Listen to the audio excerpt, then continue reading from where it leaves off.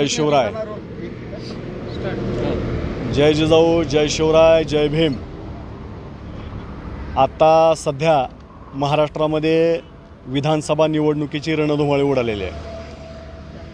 अशाच वेळेस महाराष्ट्रामध्ये नवीन शक्ती जी या निवडणुकीला आजमावणार होती, संघर्षयोद्धा मनोज जरांगे पाटील यांच्या माध्यमातून, परंतु जरांगे पाटलांनी काही कारणास्तव संपूर्ण महाराष्ट्रामध्ये जरी उमेदवारी अर्ज मागे घेण्याचा आदेश दिला असला तरी पण संघर्षयोद्धा मनोज जरांगे पाटील यांच्या पाठीशी खांद्याला खांदा लावून ज्या पद्धतीनं या महाराष्ट्रामध्ये काम मराठा आरक्षणासाठी केलेलं आहे, अशा लोकांनी उमेदवारी कायम ठेवण्याचा निर्णय घेतलेला आहे।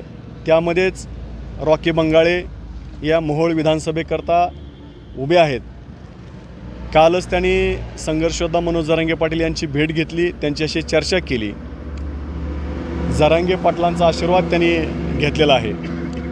अशाच वेळी मोहोळ विधानसभा मतदारसंघातील मराठा समाज असेल, बौद्ध बांधव असतील, त्याचबरोबर मुस्लिम समाज असेल आणि शेतकरी असेल, या सर्वांनी मिळून आता खऱ्या अर्थानं ज्या रॉकी बंगाळेंनी मराठा समाजाच्या पाठीशी आंदोलनाच्या माध्यमातून उभा राहण्याचा निर्णय, ज्या वेळेस विधानसभेला जरांगे पाटील उमेदवार देतील का नाही हे सुद्धा माहीत नव्हतं, त्यावेळेसच त्यांनी पासून मराठा समाजासाठी काम करत होते आणि आज त्यांनी त्यांची उमेदवारी कायम ठेवलेली असताना मराठा समाज बांधव आणि सर्व समाज बांधवांनी त्यांच्या पाठीशी उभा राहण्याची खऱ्या अर्थानं गरज आहे।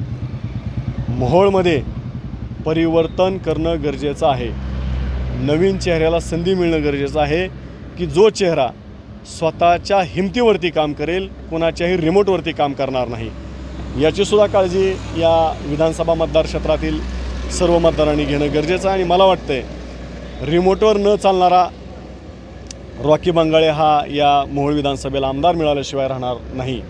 म्हणून येणाऱ्या 20 तारखेला रॉकी बंगाळेंच्या पाठीशी ऊस असलेला शेतकरी असं त्यांचं चिन्ह आहे, त्या चिन्हाला या मोहोळ विधानसभा मतदार क्षेत्रातील सर्व जनता भरभरून मतदान करेल अशी मी या ठिकाणी अपेक्षा व्यक्त करतो आणि रॉकी बंगाळे यांना मी खूप साऱ्या शुभेच्छा देतो। धन्यवाद। जय जिजाऊ, जय शिवराय, जय भीम।